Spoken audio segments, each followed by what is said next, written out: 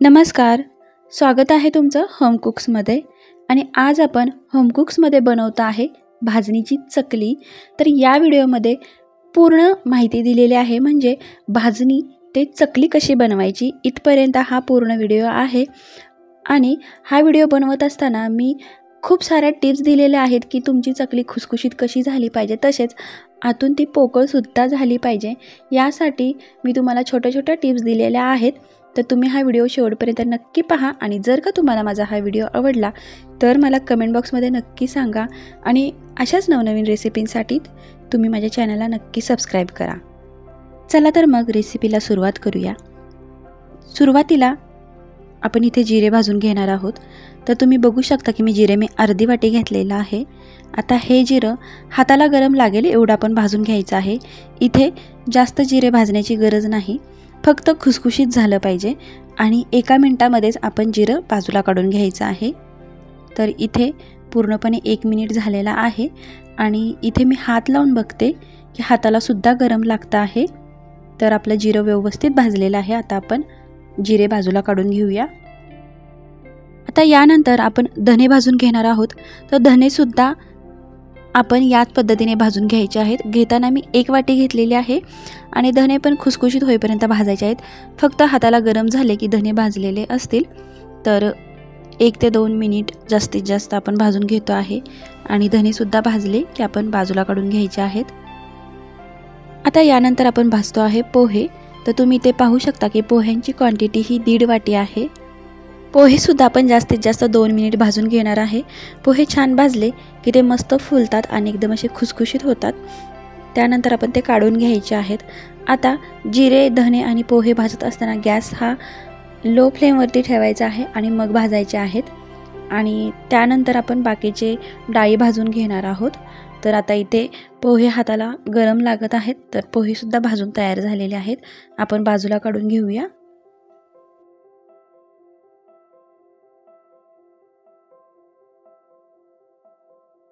आता यानंतर आपण भाजतो आहे इथे मुगाची डाळ.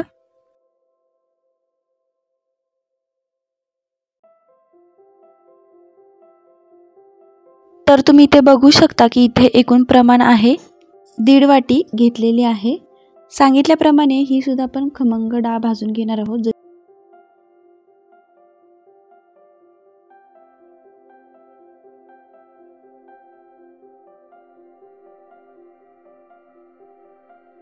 आता मुगाची डाळ सुद्धा भाजून तयार आहे. तर ती बाजूला काढून घेऊया. आता इथे सुरुवातीला मी ओवा दाखवायचा विसरले होते. तर इथे मी मोठा 1 चमचा ओवा घेतलेला आहे. आणि तो सुद्धा फक्त गरम करून घ्यायचा आहे, जास्त भाजायचा नाही. हलका गरम झाला की पटकन काढायचा आहे. तर इथे ओवा सुद्धा गरम झालेला आहे आणि तो बाजूला काढून घेऊया. आता यानंतर आपण भाजतो आहे उडीद डाळ. तर उडीद डाळ मी 2 वाटी घेतलेली आहे. आणि ही डाळ सुद्धा आपण खमंग भाजून घ्यायची आहे. ही डाळ भाजत असताना मला थोडीशी 2-3 मिनिट जास्त लागलेली आहेत बाकी डाळींच्या तुलनेत. आणि बाकी प्रोसेस सर्व सेम आहे. आणि ही पण डाळ आपण खमंग भाजून घेतलेली आहे. उडीद डाळ भाजून झाल्यानंतर आपण भाजून घेणार आहोत चण्याची डाळ. मंडळी, सगळ्यात महत्त्वाची गोष्ट ही म्हणजे की या डाळी भाजून घेण्यापूर्वी आपण स्वच्छ धुवून घ्यायच्या आहेत आणि त्यात चांगल्या कोरड्या करून घ्यायच्या आहेत. त्यातलं सर्व पाणी निथळून घ्यायचं आहे, नाहीतर आपली चकली ही मऊ पडू शकते. आणि धुतल्यामुळे एकदम छान आणि स्वच्छ त्याच्यावरची जी पावडर आहे ती निघून जाते. त्यामुळे ही गोष्ट काळजीपूर्वक करायची की धुतल्यानंतर व्यवस्थित पंख्याखाली किंवा उन्हाखाली 1-1.5 तास व्यवस्थित वाळवून घ्यायचं आहे. आणि त्यानंतर आपण डाळी भाजून घ्यायच्या आहेत. तर इथे आपण भाजतो आहे चण्याची डाळ. इथे चण्याची डाळ भाजत असताना जवळजवळ 7 ते 8 मिनिट लागलेली आहेत. आणि मी ही डाळ भाजत असताना मीडियम टू हायच्या मध्ये मी भाजलेली आहे आणि एकदम अशी खरपूस भाजून घेतलेली आहे. डाळ थंड झाल्यानंतर ती चावलं की एकदम कडकन आवाज आला पाहिजे. याचा अर्थ की आपली भाजणी आहे ती एकदम खमंग झालेली आहे. आणि यामुळे आपली चकलीसुद्धा एकदम छान होणार आहे. सगळ्यात महत्त्वाचं म्हणजे इथे डाळी भाजत असताना कमी किंवा जास्त भाजायच्या नाहीत. कमी भाजल्या तर त्या मऊ राहतील, कारण आपण त्या धुवून घेतलेल्या आहेत. आणि जास्त भाजल्या तर त्या अगदी कडकडीत होतील आणि त्यामुळे आपली चकलीसुद्धा कडकडीत होईल, एकदम खुसखुशीत होणार नाही. तर ह्या खूप साऱ्या टिप्स आपण लक्षात ठेवल्या तरच आपली चकली एकदम छान होईल. आणि इथे तुम्ही बघू शकता की मी चण्याची डाळ भाजत असताना एक 5-6 मिनिट झालेले आहेत आणि यातलं मॉइश्चर निघत आहे. अजून आपल्याला एक 3-4 मिनिट जातील डाळ भाजण्यासाठी, तर ते आपण भाजून घेऊया. आता इथे डाळ भाजून तयार झालेली आहे, ती बाजूला काढून घेऊया. आता डाळ भाजल्यानंतर आपण इथे घेणार आहोत 4 वाटी तांदूळ आणि हे तांदूळ सुद्धा आपण व्यवस्थित भाजून घ्यायचे आहेत. सुरुवातीला हे तांदूळ ओले असल्यामुळे थोडंसं मॉइश्चर पकडतं, थोडीशी वाफ पकडते आणि त्यानंतर तांदूळ आहेत एकदम हलके होतात आणि व्यवस्थित भाजले जातात. याला सुद्धा भाजताना साधारण आपल्याला 7 ते 8 मिनिट जातात. गॅस हा मीडियम फ्लेमवरती ठेवायचा आहे आणि मग तांदूळ भाजायचे आहेत. तांदूळ करपवून घ्यायचे नाहीत, नाहीतर चकलीची चव बिघडते.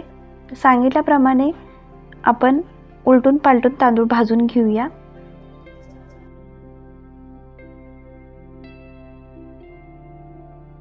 तर मंडळी, इथे तुम्ही पाहू शकता की तांदूळ भाजून एक 7-8 मिनिट झालेले आहेत आणि तांदूळ एकदम सुट्टा झालेला आहे, एकदम सळसळीत झालेला आहे. तर मंडळी, मस्त खमंग अशी आपली भाजणी तयार झालेली आहे.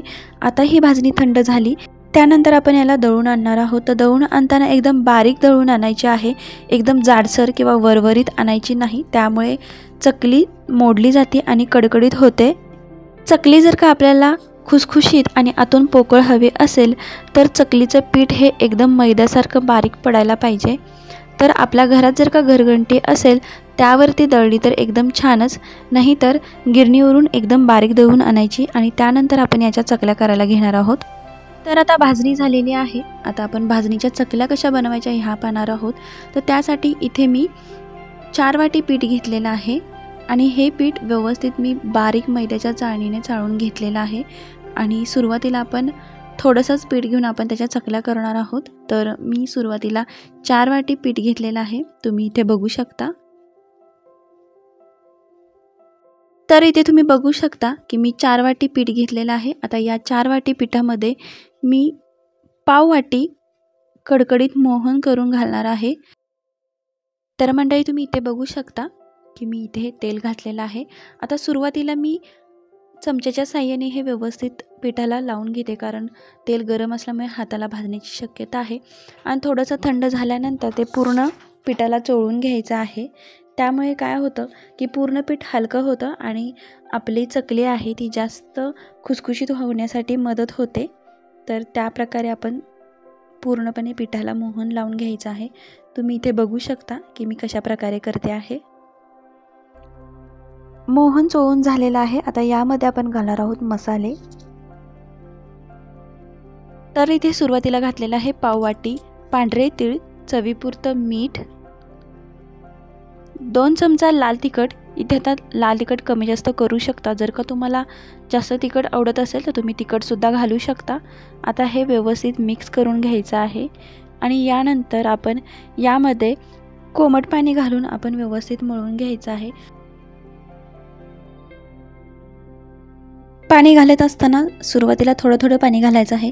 इथे पीठ आपल्याला जास्त पातळ किंवा एकदम घट्ट करायचं नाही, जसं आपण भाकरीला पीठ मळतो तसं आपण पीठ मळायचं आहे.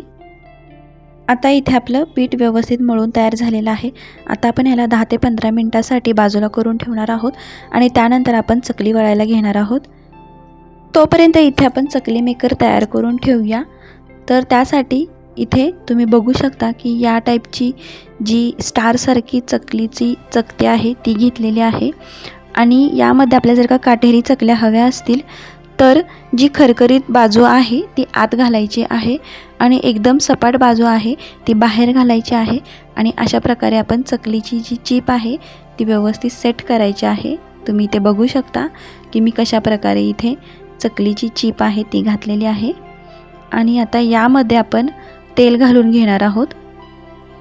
यामुळे चकलीचं पीठ आतमध्ये चिकटलं जाणार नाही. आता इथे आपलं पीठ मळून एक 15 मिनिट झालेले आहेत. आता यामधला थोडासा भाग आपण जो चकली मेकरमध्ये बसेल एवढा घ्यायचा आहे आणि तो व्यवस्थित मळायचा आहे आणि त्यानंतर आपण तो चकलीच्या भांड्यामध्ये आपण घालून घेणार आहोत. आता या भांड्यामध्ये जेवढं बसेल तेवढं आपण पीठ घालून घ्यायचं आहे आणि आता आपण चकल्या पाडून घेऊया. इथे चकली पाडण्यासाठी मी छोट्या छोट्या प्लेट घेतलेल्या आहेत, त्यामुळे चकली आपल्याला तेलात सोडण्यासाठी मदत होते. तर तुम्ही बघू शकता की मी कशा प्रकारे चकली पाडते आहे. चकली पाडत असताना चकली मेकर हे जास्त वरती पकडायचं नाही, त्यामुळे चकली तुटण्याची शक्यता आहे. तर तुम्ही इथे पाहू शकता किती मस्त चकली तयार आहे आणि या चकलीला किती छान असे काटेसुद्धा आलेले आहेत. आणि आता आपण चकली तळून घेऊया. चकली तळण्यासाठी इथे मी कढई गरम करायला ठेवलेली आहे आणि कढईमध्ये 3-4 चकल्या व्यवस्थित बुडल्या जातील एवढं तेल घातलेलं आहे. आणि आता हे तेल तापले का आपण पाहूया. तर त्यासाठी सुरुवातीला मी थोडंसं पीठ घालून बघितलेलं आहे आणि पिठाचा गोळा हळूहळू वरती येतो, याचा अर्थ की तेल तापलेलं आहे. आणि आता आपण यामध्ये चकल्या सोडून घेणार आहोत. चकली तेलात सोडत असताना ती बाजूनी तेलात सोडावी, नाहीतर तेल हातावर उडण्याची जास्त शक्यता असते. त्यामुळे एका बाजूनी चकली खाली सोडावी आणि चकली सोडल्यानंतर 1 मिनिटामध्ये आपण चकली उलटायची आहे. ती जर का तेलामध्ये सोडल्या चकली जर का तुम्ही उलटली तर चकली मोडण्याची जास्त शक्यता असते. तर 1 मिनिट झाला की आपण चकली उलटी करायची आहे आणि त्यानंतर दुसरी बाजू भाजून घ्यायची आहे. असं उलटपालट करत आपण एक चकली 3 ते 4 मिनिट व्यवस्थित फ्राय करून घेणार आहोत. आणि चकली भाजत असताना गॅस फ्लेम हा मीडियम फ्लेमवरतीच ठेवायचा आहे आणि त्यानंतर चकली भाजून बाहेर काढायची आहे. तर मंडळी तुम्ही इथे बघू शकता किती मस्त खमंग आणि खरपूस अशी एकदम छान दिसणारी आपली चकली तयार आहे. तर मंडळी इथून पुढे प्रोसेस आपण सेम करणार आहोत आणि आपल्या उरलेल्या सर्व चकल्या आपण याच पद्धतीने भाजून आणि बनवून घेणार आहे. तर मंडळी कशी वाटली माझी रेसिपी मला कमेंट बॉक्समध्ये नक्की सांगा. आवडल्यास तुम्ही ट्राय करून नक्की पहा आणि अशाच पारंपरिक रेसिपींसाठी तुम्ही माझ्या चॅनलला नक्की सबस्क्राईब करा. आता भेटूया अशाच आणखीन एक रेसिपीमध्ये. तोपर्यंत बाय.